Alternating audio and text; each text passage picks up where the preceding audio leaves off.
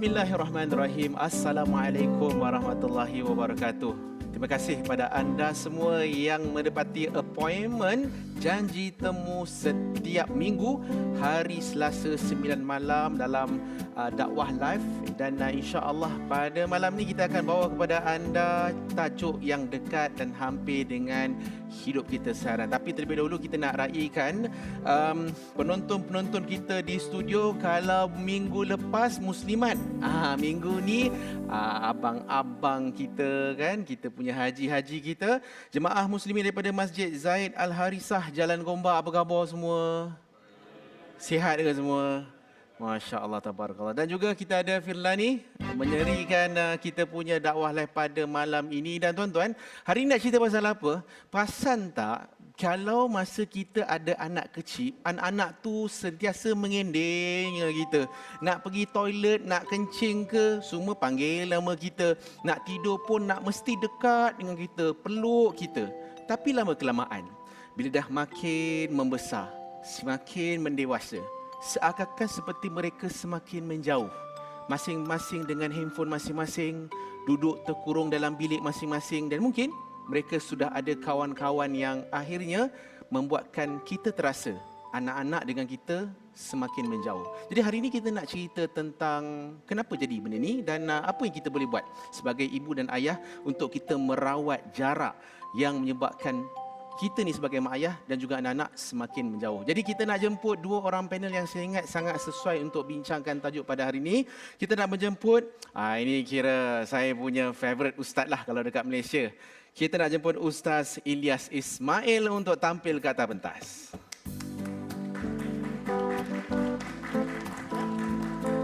Assalamualaikum Ustaz. Waalaikumsalam. Siap Ustaz. Alhamdulillah sihat. Ustaz nak bagi tahu family saya pergi salam kau Ustaz. Waalaikumsalam. Diorang memang fans nombor satu Ustaz. Oh ya ke? Baik. Tapi kenapa makin tinggi Makin kasut tinggi.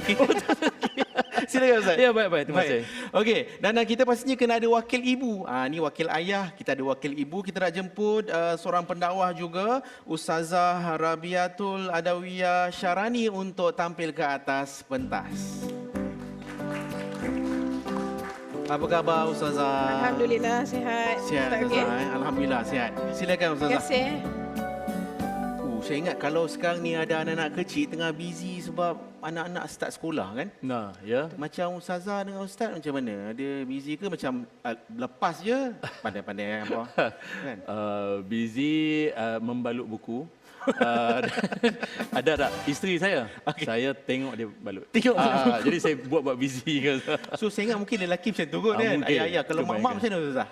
Saya busy, adalah part yang busynya, tapi sebab saya dapat suami yang memang take part dalam rumah tangga saya memang tugas saya jadi ibu ringan lah. Anak saya masuk darjah 1 tahun ni kan. Tapi suami saya ni memang seorang sangat membantulah. Sama macam saya lah. Sama take part juga, take part. Cuma tak nak cakap. Cuma tak nak cakap Okey, baik. Ustaz, tajuk kita hari ini tentang bila anakku tidak serapat dulu. Okey. Dan saya ingat mungkin ada yang mak ayah yang ada anak-anak yang mungkin dah masuk sekolah menengah, dia mula rasa. Sekarang mungkin tak apa-apa rasa, mungkin anak play school, mungkin darjah 1, darjah 2. Jadi mungkin Ustaz boleh kongsikan dulu permulaan apa agak-agak punca menyebabkan anak-anak dia tak serapat dulu bila dia dah makin dewasa. Dia memang fitrah manusia, sememangnya apabila dia makin dewasa, dia akan makin menjarakkan diri dengan induk. Ini bukan cerita pokok ni, cerita orang.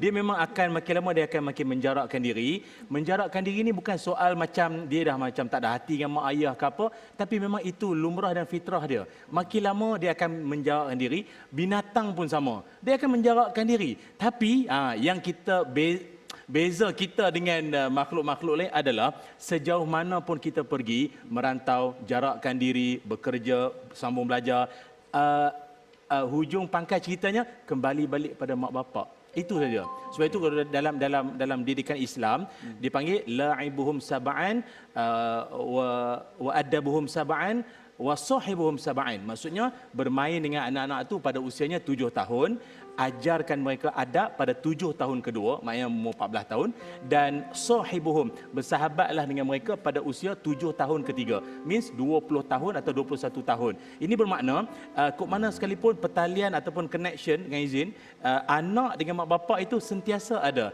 Cuma engagement atau banyak cakap orang putih malam ni. Tadi makan strawberry celup coklat. Dia macam ni. Dia banyak hubung tu mesti sentiasa ada. Cuma kaedah mendekati tu berbeza. Bermain, adab dan bersahabat. Okey, so maksud setiap stage tu cara kita treat anak tu berbeza. Treat pula. Saya pun makan strawberry. Sama. Ya. Baik, okey. Ustazah. Bila Ustazah cerita tadi Ustazah ada anak darjah 1 baru masuk betul. kan. Dan mungkin bagi seorang ibu, apa perasaan seorang ibu bila nanti dia tahu one day bila ustaz kata nanti akan makin menjauh juga. Kot mana pun nanti. Macam mana seorang ibu nak menyantuni perasaan tu bila waktu tu sampai nanti? Terima kasih kepada Ustaz, kepada Ustaz Ilyas, Ustaz Izhar. Baik, boleh saya mulakan terus kan? Boleh, dengan satu potong ayat Quran. Bismillahirrahmanirrahim. Wa wasainal insan biwalidayhi hamalathu ummuhu wahnan ala wahnin wa fisaluhu fi amaini anishkurli wa liwalidayka ilayyal masir. Dan diperintahkan kepada manusia untuk berlaku baik kepada kedua ibu bapa, terutamanya mak yang mengandungkan 9 bulan menghadapi kesusahan demi kesusahan, menyusukan pula 2 tahun kemudian bercerai susu. Jadi kesusahan demi kesusahan ni membentuk satu ikatan yang kuat dengan anak tu.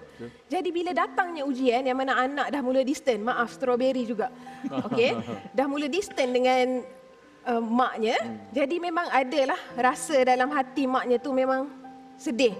Tapi kita kena kontrol diri kita lah sebagai ibu kan. Sebab perasaan ibu ni tajam. Kita jangan mudah-mudah, bagi saya lah, jangan mudah-mudah untuk kita berprasangka kepada anak-anak kerana kita berikan ruang untuk mereka tu. Sebab rasa hati seorang ibu bahaya. Jadi biarlah kita ambil masa dulu. Jangan kita tergesa-gesa di dalam mengekspreskan perasaan kita terhadap tindakan anak yang dah mula distant tu. Boleh jadi tak Ustazah macam seorang mak tu terlalu overprotective sangat. Kau jangan kawan, kau dengan mak je. Boleh tak jadi macam tu ataupun sebenarnya boleh tak sihat pada permulaan awal fasa anak ni? Betul. Mula-mula ni sebenarnya kita perlulah ada letaklah, kalau dalam istilah pendidikannya kita panggil sebagai scaffolding years. Scaffolding years ni tahun-tahun awal kanak-kanak tu perlulah kita letakkan restriction sikit supaya dia tahu hidup ni memang ada restriction. Tapi as time goes by, kita kena ubah cara kita tu sebab anak kita sekarang ni sedang membesar. Okey. Jadi tak ada masalah lah, tapi ikut pada fasa anak macam Ustaz sebut tadi Yes, kan. betul. Saya sebenarnya ada banyak lagi nak cerita tentang ni sebab kadang kan sebab mungkin punca anak menjauh ni mungkin sebab pengaruh mak ayah. Tak nak dengan mak ayah aku bebel banyak, asyik hina aku, asyik banding-bandingkan aku dengan anak mak ngah, anak mak lang kan. Jadi kita nak tahu mungkin itu pun salah satu punca. Tapi kita nak berehat seketika bagi Ustaz-Ustazah bertenang dulu. Kita jumpa selepas ini. Jangan ke mana-mana.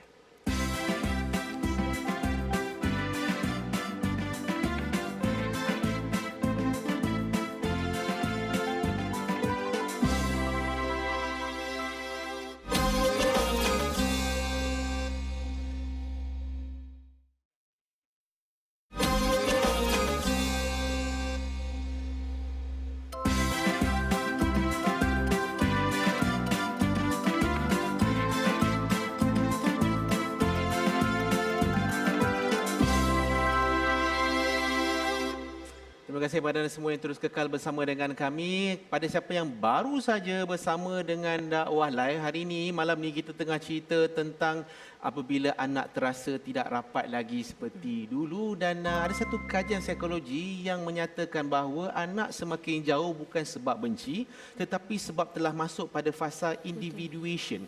Anak mula mencari identitinya sendiri, tidak lagi ikut pada mak dan ayah punya karakter.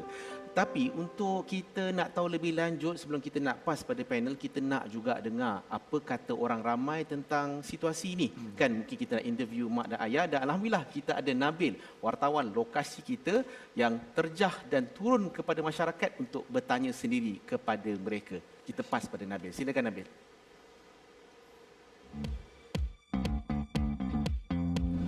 Bila anakku tak serapat dulu, ada yang kata benda ni normal je untuk fasa remaja. Tapi zaman sekarang ni dengan adanya media sosial, dengan adanya gadget dan juga dengan adanya pengaruh-pengaruh kawan, remaja ni lebih senang untuk berkongsi masalah mereka dengan kawan-kawan dengan dekat social media berbanding berkongsi masalah dengan mak ayah mereka. Sejauh manakah benda ni betul ataupun salah? Nak tahu? Jom kita tanya pandangan warga kota.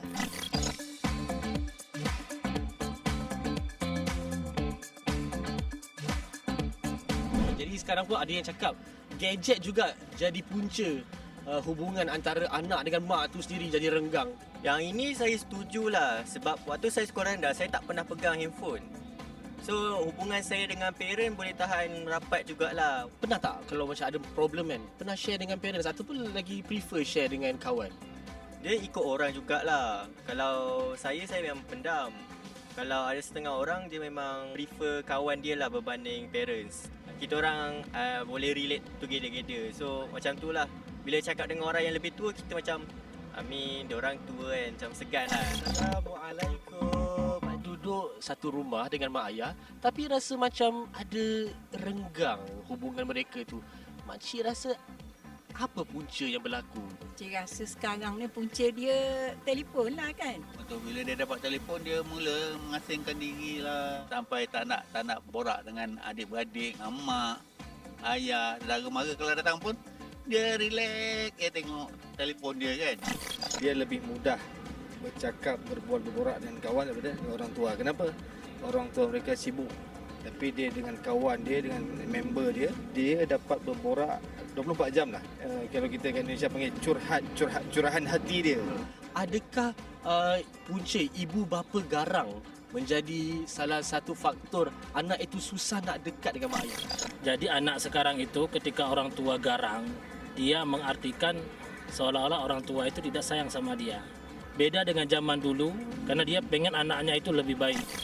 Pendekatan nak mendidik anak tu kena garang. Sebab makcik dulu pun garang. Kalau yang lembut terlampau ikut anak-anak memang tak jadi. Nak suruh anak mendengar kata ni sepatutnya kita kena ada orang kata membina hubungan baik ya. Kita sayang anak kita masa anak kita kecil. Kenapa kita tak boleh teruskan kasih sayang tu apabila anak kita dah besar? Macam-macam jawapan kita dah dengar daripada orang ramai sebentar tadi. Ada yang kata sebab media sosial, ada yang kata sebab mak ayah garang, ada juga cakap sebabkan kawan-kawan mereka.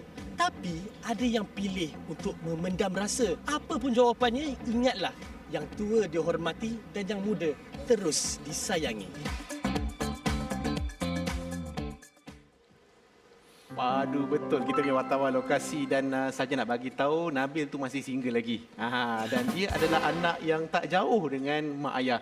Jadi anak yang disayangi oleh mak ayah. Baik, Ustaz, tadi macam-macam lah Ustazah. Kita dapat ulasan lah kan apa sebab anak menjauh. Baik, saya tanya kat Ustaz lah kan. Okay. Mungkin ada di antara kita dibesarkan dengan hanger. Dibesarkan dengan pipe kepala pipe pula dah. Pipe warna oranye tu lah kan, kena bantai kan. Jadi adakah disebabkan oleh anak-anak hari ni menjauh sebab mak ayah garang sangat, baby 24 jam, tak ada bagi sikit pun nak bermesra sikit, bergurau sikit. Jadi singa kat rumah, Ustaz. Saya nampak begini, ada orang dia ingat tegas dan garang tu sama, padahal tidak. Kok beda gitu ya? Terjangkit. International. Dia orang yang garang itu tak semestinya tegas. Mungkin marah, tinggi suara, tengking-tengking, bentak-membentak. Tapi dia tak tegas pun. Dalam arti kata apa? Orang yang tegas, dia walk the talk. Apa dia cakap, dia buat. Dia suruh anak dia mandi dulu. Dia suruh anak dia solat dulu. Ataupun dia sama-sama solat. Jadi saya nampak begini. Mungkin disebabkan kita tidak, maknanya kita tidak cakap serupa bikinlah. Sedikit sebanyak, hormat anak kepada mak bapak itu makin lama makin terhakis. Sebab itu Dr. Syekh Nasir Luan dalam Tarbiyatul Aulad menyebutkan, mak bapak jangan saling menghina, mencerca satu sama lain. Maknya mungkin kalau bapak hina mak, mak hina bapak, maknya menyamakan dengan binatang ke apa macam-macam lah. Anak sendiri rasa tidak hormat. Lalu bila terhakis rasa hormat, maka banyak benda lain yang akan mencuri perhatian dia. Maknanya gadget, handphone, social media, itu adalah faktor-faktor lain sebenarnya. Maknanya kalau mak bapak tu bijak untuk menarik perhatian tu lebih awal, maka gadget-gadget apa ini semua benda picisan saja, sampingan je pun. Sampai tahap kalau bapak dia datang pun, handphone tu dia simpan. Sebab dia tahu prioriti dia. Keutamaan dia mesti ayah dulu. Sebab tu kalau tengok Nabi Muhammad sallallahu alaihi wasallam ketika Nabi pergi ke rumah Sayyidatina Fatimah radhiyallahu anha, apa Fatimah buat? Dalam kesibukan Fatimah tinggal semua, dia berdiri sambut tangan ayahandanya, cium tangan ayah dia.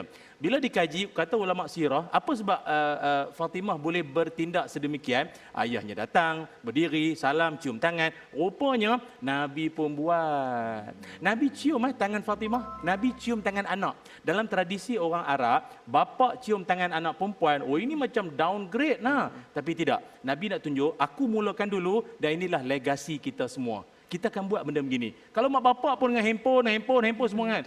Memang anak pun dia mengikut begitulah ya. Jadi mungkin dia mungkin beribukan handphone, berbapakkan TV, berbibikkan social media lah. Itu je lah. Baik. Ush. Deep tu Ustaz.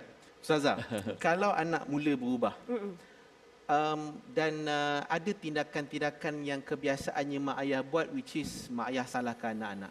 Kau ni sebab handphone sangat lah ni, asyik game kau lah ni, sebab kau punya social media sangat ni. So apa kesilapan yang selalunya mak ayah buat bila anak mula untuk berubah dan akhirnya anak makin jauh? Ustazah. Kita kena dekati masalah ni dengan hikmah. Jadi kadang-kadang kita nampak anak makin jauh ni rupanya bukan lain puncanya. Masa Ustaz cakap tadi, ibu bapa tu sendiri. Jadi sebelum kita put all the blames kepada anak-anak kita, kita cari dulu, muhasabah diri kita dulu. Apa yang kita buat silap, perhatian tu sufficient ke kita bagi kepada anak kita, dan cara nak intervene masalah ni adalah dengan hikmah.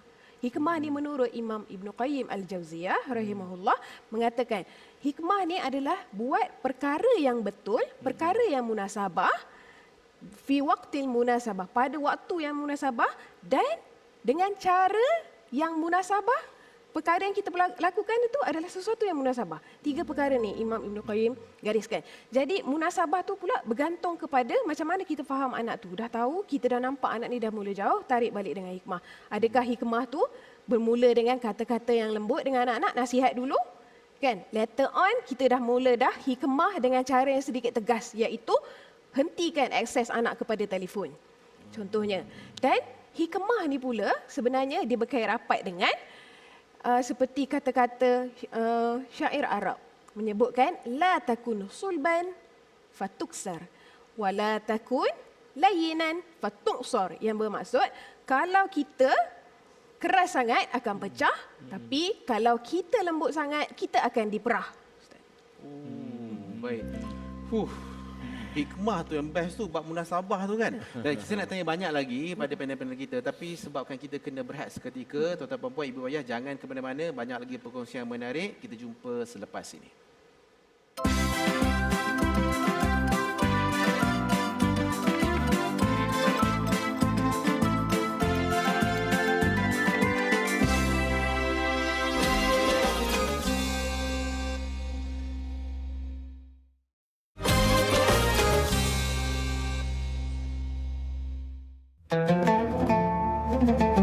Rasulullah sallallahu alaihi wasallam bersabda, "Didiklah anak-anak kamu dengan 3 perkara ini, iaitu cintakan Nabi kamu, kasihkan ahli keluarganya dan membaca Al-Quran.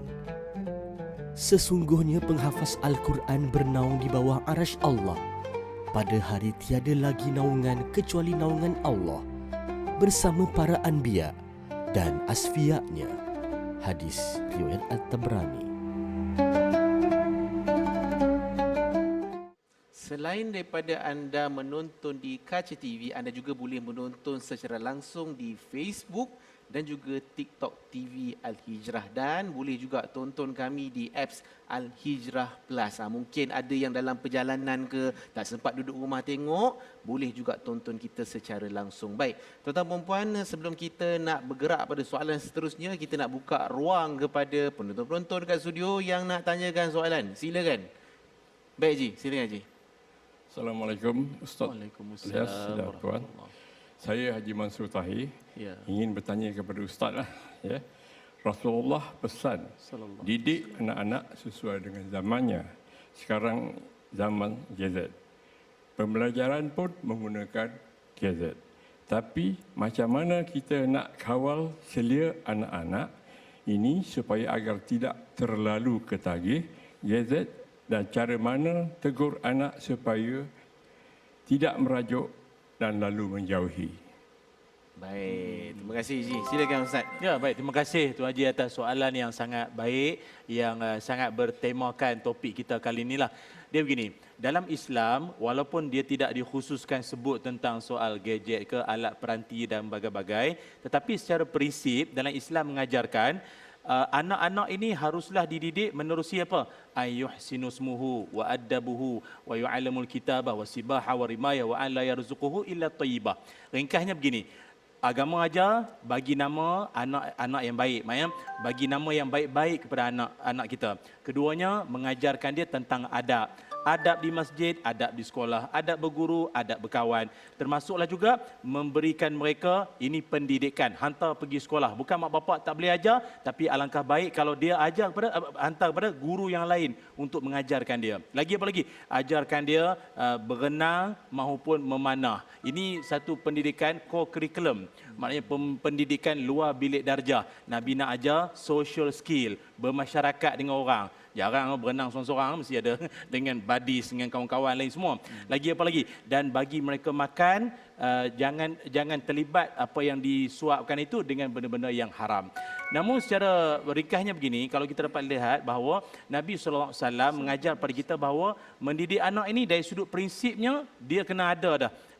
Dia punya asasnya itu. Sebelum dia nak memegang gadget ke apa, dia sudah diajar, diasuh tentang adab terlebih dahulu. Artinya, sibuk dengan melayari internet ke apa, azan berkumandang, henti. Mak panggil, berhenti. Ayah panggil, hentikan. Jadi, maka dia akan penggunaan teknologi itu akan bersifat terkawal. Sebab itu, kalau tengok dalam Isra' Mi'raj pun, Nabi Muhammad SAW, sebelum Nabi menggunakan buraq ni kita simbolikkan sebagai alatan canggih lah.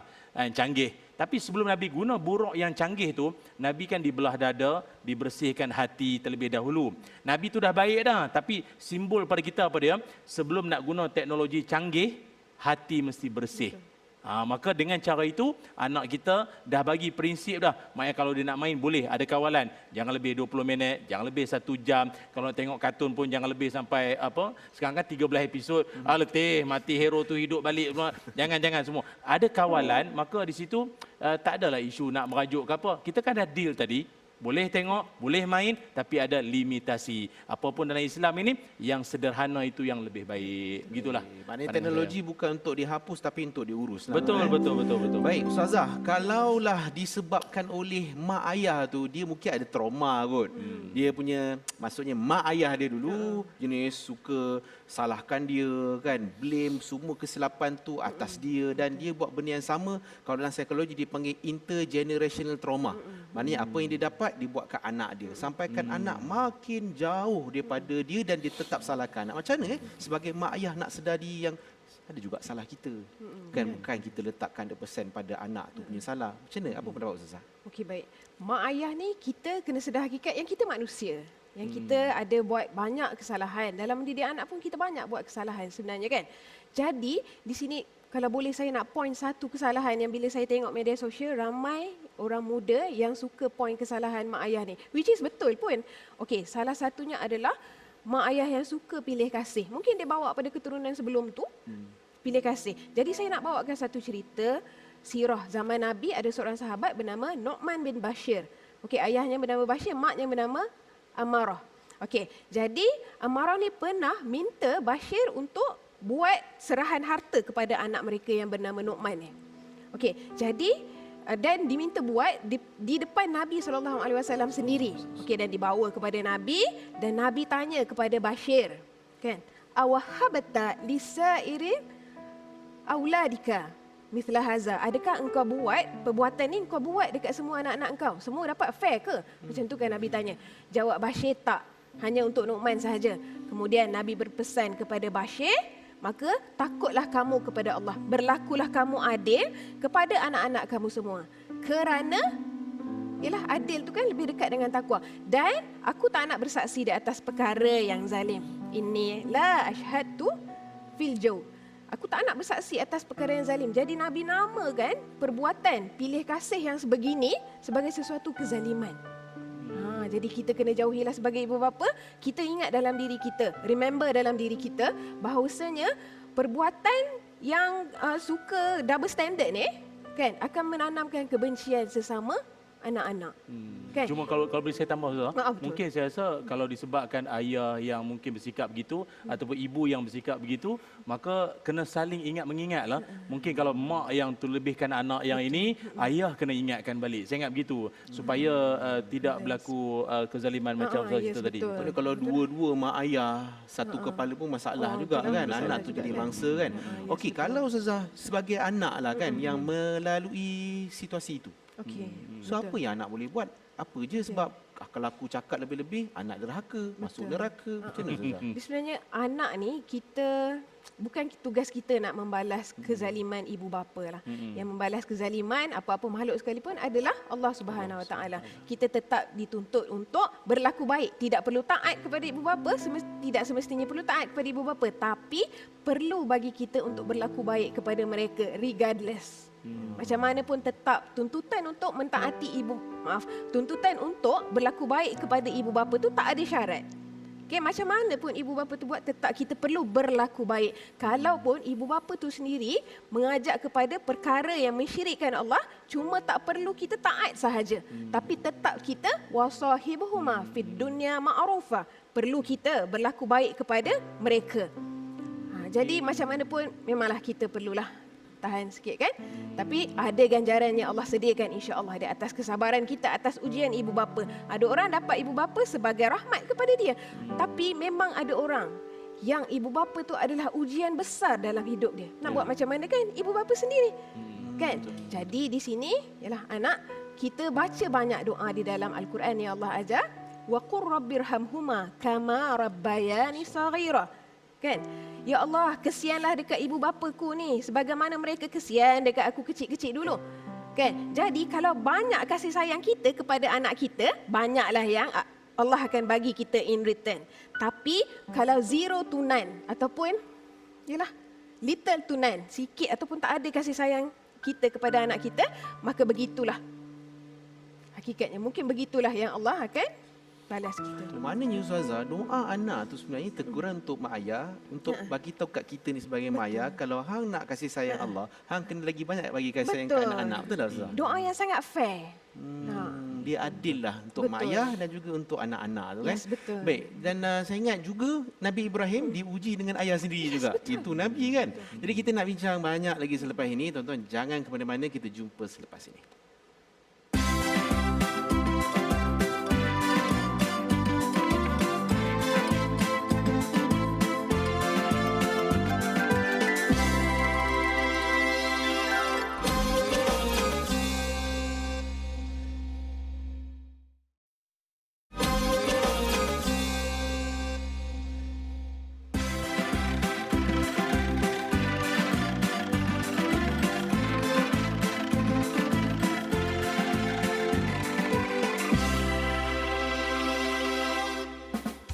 Terima kasih kepada semua yang terus kekal bersama dengan kami dalam Dakwah Live. Sedar tak sedar kita dah berada di penghujung rancangan. Baru rasa macam nak panas kita punya sembang-sembang ni. Tapi saya nak tanya Firlani dulu. Firlani, apa antara amalan family Firlani ni yang buatkan anak-anak dengan mak ayah ni makin rapat? Apa amalan yang selalu Firlani buat? Oh, saya ayah saya polis, jadi dia garang sikit. Jadi mak saya lah yang akan bila saya ayah saya marah apa ke, garang ke, saya akan pergi kat mak saya.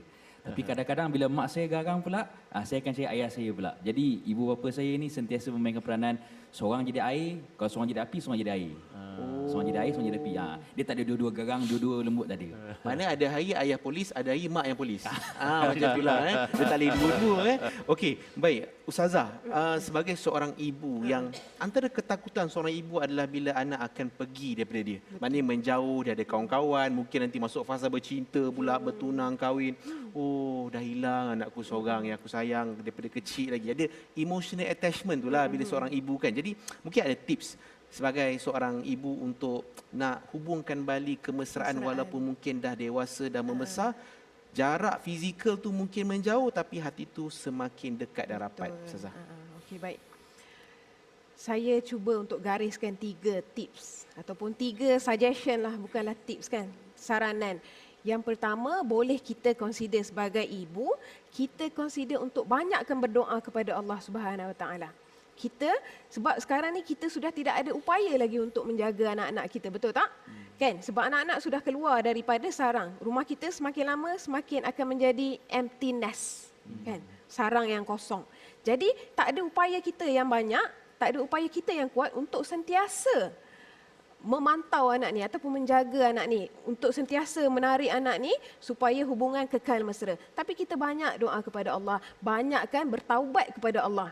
Apa kaitannya taubat? Kerana taubat ni insya-Allah akan memurahkan rezeki. Kadang-kadang ada mak yang rezekinya bukan tersangkut dari segi keuangan, tapi mak yang rezekinya tersangkut dari segi kasih sayang anak. Allah. Cinta anak-anak ni adalah satu rezeki. Jadi kita banyakkan bertaubat kepada Allah dan jangan kita lupa doa-doa yang ringkas yang diajarkan di dalam Al-Quran. Contohnya seperti waqur rabbirhamhuma kama rabbayani saghira, ataupun kita boleh baca doa rabbi habli minas salihin.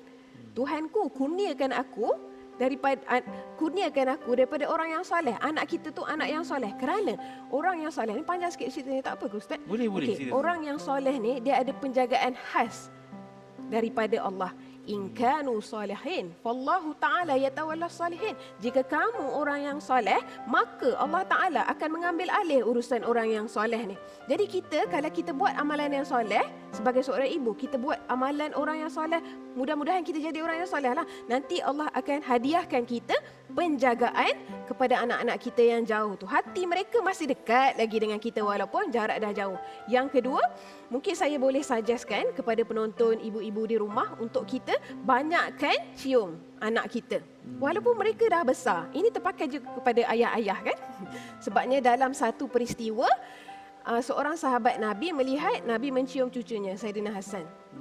Kemudian dia bertanya lah, aku ada 10 orang anak, memang aku tak cium pun anak-anak aku, macam tu kan.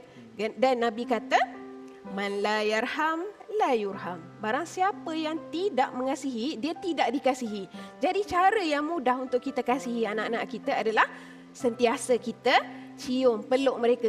Semoga kemesraan itu kekal walaupun jarak kita sekarang sudah jauh, tidak dekat seperti dulu. Okey, mungkin tips ketiga lah kan. Sebagai ibu, macam mana kita nak maintain ataupun kita nak tarik balik kemesraan anak-anak tu adalah dengan cara kita mengekalkan suhu rumah kita dengan suhu yang baik, dengan cara kita menjaga lidah kita. Kadang-kadang, maaf cakap kan, itulah berat nak cakap ni. Ada ibu yang mulutnya lancang, tak sesuai dengan status ibu. Kan? Banyak ialah bermudah-mudah dalam berkata-kata kepada anak, macam Ustaz Ari cakap tadi kan. Macam ialah panggil anak dengan binatang, nama-nama binatang yang tidak sesuai. Jadi ibu-ibu, sebab kita memegang kuasa doa yang besar. Kan? Doa kita ni insya-Allah tajam. Kan? Jadi sentiasa kita ni cakap yang baik-baik kepada anak kita. Marah mana pun kita dekat anak kita, duk pecahkan pasu ke apa, sentiasa kita anak soleh, anak bertuah, tak apa, bagus anak bertuah ke apa ke kan. Kerana perkara ni menjadi satu doa. Kita nak anak kita sentiasa yang baik-baik saja. Jangan sesekali kita cakap yang buruk-buruk kepada anak kita kan. Sebabnya Nabi kata, Al-Muslim man salimal muslimuna min lisanihi wa yadihi. Seorang Muslim tu dia menyelamatkan orang sekitarnya daripada kejahatan mulut dan tangannya. Kan? Sekeliling kita, kita nak selamatkan, apatah lagi anak-anak kita sendiri. Betul tak? Ini lagilah perlu kita selamatkan. Jadi, ibu yang bermulut baik, ibu yang sentiasa keluar yang murni-murni sahaja daripada mulutnya, insya-Allah ini akan mengekalkan kemesraan anak-anak. Dan juga anak-anak yang mungkin sudah jauh, hati mereka tidak berubah pun. Kemesraan tu sama je. Ustaz. Jangan tinggal doa, ada physical touch. Betul. Dan juga kita jaga lidah kita.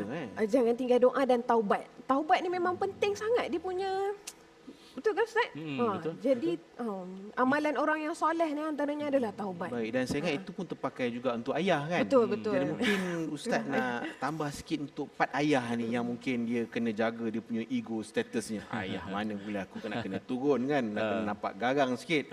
Ustaz. Tak, dia begini ya. Keberkesanan seorang bapa atau ibu itu sebenarnya salah satu dapat dilihat sejauh mana ingatan anak terhadap mak bapak. Maknanya sejauh mana anak tu pergi sekalipun, ingatan dia terhadap mak ayah tu tak pernah pudar, tak pernah lekang. Sejauh mana dia pergi sekalipun. Paling penting sekali kita ambil contoh Nabi Sulaiman AS. Nabi Sulaiman ni sebagai contoh anak yang berjaya, anak yang hebat, anak yang soleh. Semualah Nabi Sulaiman tu. Apa bukti dia? Dalam doa dia, Rabbi auzi'ni an ashkura ni'mataka allati an'amta alayya wa ala walidai. Dia kata, ya Allah kurniakan aku rasa syukur, segala kebaikan sebagaimana yang kau berikan kepada mak bapakku. Ini bermakna tanda anak yang soleh itu memasukkan mak ayahnya dalam doanya. Apa? Kenang daku dalam doamu. Ini bermakna engagement ataupun hubungan mak bapak terhadap anak tu sangat erat dan rapat. Sampaikan sejauh mana anak tu pergi tu, radar mak bapak sentiasa mengikat hati dia. Dan tak apalah, ambil contoh saya sendirilah. Saya sendiri pun tiap kali nak bersiaran pun, saya akan telefon mak saya. Radio ke TV ke, mak, tolong doalah mak. Tolong doa. Bukan sebab saya anak bongsu, tapi sebab pada saya barakah doa mak itu membawa saya pada posisi sekarang. Barakah doa mak. Jadi siapalah kita atas dunia ini, secerdik mana, sehebat mana, seterkenal setara mana pun awak, tanpa iringan seperti doa yang Ustazah kongsikan tadi tu, tanpa iringan doa mak bapak, engkau tiada siapa-siapa atas dunia ini. Engkau bukan sesiapa atas dunia ini. Sebab dia macam Ustaz sebut tadi, saya sangat setuju, hubungan anak dengan mak bapak itu takkan pernah putus selama-lamanya. Jangankan hubungan anak dengan mak bapak dengan anak pun sama. Ingatkan ada satu hadis yang mana ahli syurga tu dia duduk dalam syurga, tapi Allah Ta'ala angkat darjat dia ke syurga yang lebih tinggi. Dia pun terkejut, macam mana boleh naik darjat lebih tinggi ni, dia tahulah amalan dia setara mana aja. Tapi Allah Ta'ala bagi tahu pada ahli syurga tersebut, bistighfari waladuka laka. Disebabkan anakmu yang sering minta ampun padaku untukmu. Maknanya anak engkau atas dunia sana, duk minta ampun bagi pihak engkau. Dia selalu minta ampun untuk engkau. Maka aku angkat darjat engkau. Artinya, kita kelak nanti di akhirat, diangkat darjat kita bukan kerana amalan kita mak bapak semua. Tapi mungkin kerana doa anak kita, hasil tarbiyah kita pada hari ini. Allah. Itu. Macam mana untuk Ustazah kan, yang dia dibesarkan dalam keadaan mak ayah tinggalkan dia. So, kes dia adalah mak ayah tak pedulikan dia, mungkin mak ayah tinggalkan dia, dan end up bila dia besar, mak ayah cari dia balik. Betul kan? Aku mak ayah engkau, sekarang ni aku nak engkau support aku. Aku nak engkau bagi duit setiap bulan ke aku. Padahal ini anak yang terbiar dulu, dibesarkan oleh mungkin mak ngah dia ke, mak lang dia ke, mak saudara. Macam mana seorang anak nak menyantuni seorang anak, mak ayah dia yang dah ada trauma, dah dia pernah ditinggalkan? Ustazah. Okey, dalam persoalan ni sebenarnya macam ni. Macam yang kita bincangkan tadi, kezaliman manusia Allah yang balas. Kezaliman ibu bapa Allah yang balas. Namun begitu, kita sebagai anak ada pilihan. Kita tak semestinya boleh taat kepada, kita tak semestinya mesti taat kepada ibu bapa. Cukup sekadar kita berlaku baik. Okey, jadi untuk ibu bapa yang tiba-tiba datang, padahal sebelum ni dia absent, kan? Tiba-tiba dia datang. Anak-anak ada pilihan untuk tidak taat, tetapi masih birrul walidain, masih berlaku baik kepada kedua ibu bapa. Kerana kita taat kepada ibu bapa bukan sebab mak ayah kita sayang kita dulu, tapi kita taat kepada ibu bapa disebabkan Allah suruh kita taat. Betul tak? Kalau dapat saya tambah Ustazah. Ya, betul. Imam Nawawi rahimahullah ada menyebutkan, kata beliau, kederhakaan itu bukan semata-mata pada tingginya suara, berkasar dalam bicara, tetapi salah satu tanda kederhakaan itu adalah engkau tak ambil tahu tentang dia. Kau tak ambil tahu tentang mak bapak engkau. Kau biarkan dia. Itu pun kederhakaan, kata Imam Nawawi rahimahullah. Maknanya kita duk ingat, mungkin kita cakap kasar, baling barang, hentak-hentak, itu derhaka, itu telah.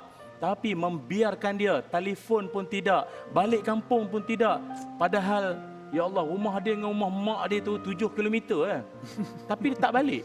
Dia tak balik kerana ada isu-isu Ustaz. Mungkin ada perkara-perkara lepas, terasa hati, berkecil hati, macam-macam lah. Maka ya, saya ingat perkara-perkara ini kadang kita boleh cakap kita sayang mak ayah kita, tapi tak semua orang boleh sayang mak ayah sampai mati. Allah. Ada orang minta mak ayah dia kalau boleh mati. Saya ingatlah satu ulama pesan, bila kita contohlah kan, mak call kita. Sebenarnya itu dah mak call kita dan tanya khabar. Sebenarnya itu dah satu kegagalan bagi seorang anak. Sebab sepatutnya hang yang tanya khabar mak lu, hang yang kontak mak ayah dulu kan. Dan kita nak ambil peluang dan ruang ni, Ustaz ada dengan kita ni, nak minta Ustaz untuk pimpinlah doa supaya Allah tenangkan hati kita sebagai mak ayah dan juga sebagai anak-anak terhadap mak ayah kita. Ustaz silakan. Baik. Bismillahirrahmanirrahim. Allahumma salli ala Sayyidina Muhammad wa ala ali Sayyidina Muhammad. Allahumma inna nas'aluka ilman nafi'a wa rizqan tayyiba wa amalan mutaqabbala. Ya Allah, ampunkanlah dosa-dosa kami. Ampunkanlah dosa ibu dan ayah kami. Ampunkanlah dosa-dosa ahli keluarga kami, ya Allah. Ampunkanlah segala salah silap kami, ya Allah.